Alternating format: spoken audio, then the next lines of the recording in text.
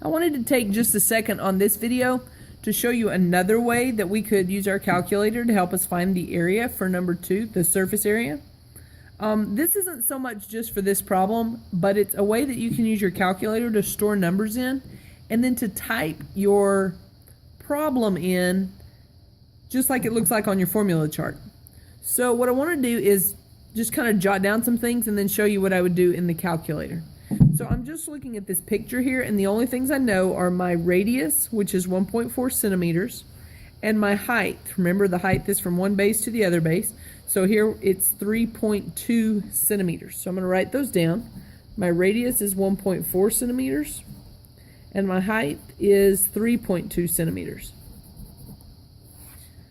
On my calculator, and I've reset my calculator so I didn't have anything weird going on in it. I'm going to clear that screen off. What I want to do is I want to show you how to store in values. So I notice here my radius is 1.4. So I'm going to store in 1.4, so I type it in, and I'm going to use this button over here that says stow. They just didn't have enough room to write store all the way across there, so we're going to know stow is store. So we put 1.4, and then we're going to hit store as, and we want to store it as our radius, which is R. So we're going to hit alpha and R, and then we're going to go ahead and hit enter. That means the number 1.4 is going to be used anytime I type in an R. So if I just typed alpha R, I would expect it to have 1.4 as an answer. And it does. I also want to store in what my height is. My height is 3.2.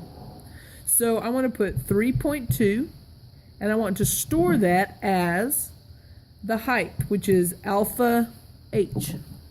And when I hit enter, it should go ahead and store 3.2 for H. Now, how does that help me? Well, on my formula chart, let's look at our formula chart for a second.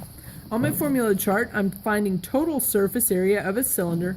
This is my formula, and sometimes that gets a little confusing on how to put it together when I throw all the numbers in.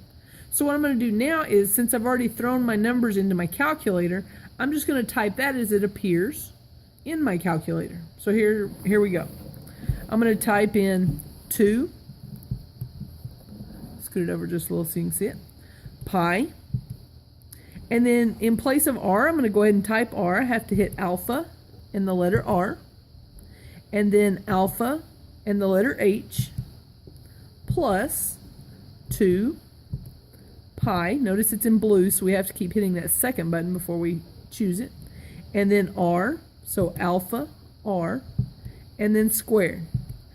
Notice now our formula looks just like it did on our formula chart. So we're going to go ahead and hit enter. And on this one, since we used pi as being the actual value of pi, it's going to be a little higher, but this is 40.46. The closest one we would have on here is 40.44.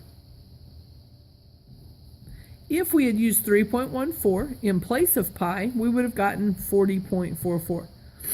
Remember, on here, when we type in just pi, the calculator is assigned a value of 3.141592654, and it could continue going on. Remember, pi is one of those irrational numbers that does keep going on.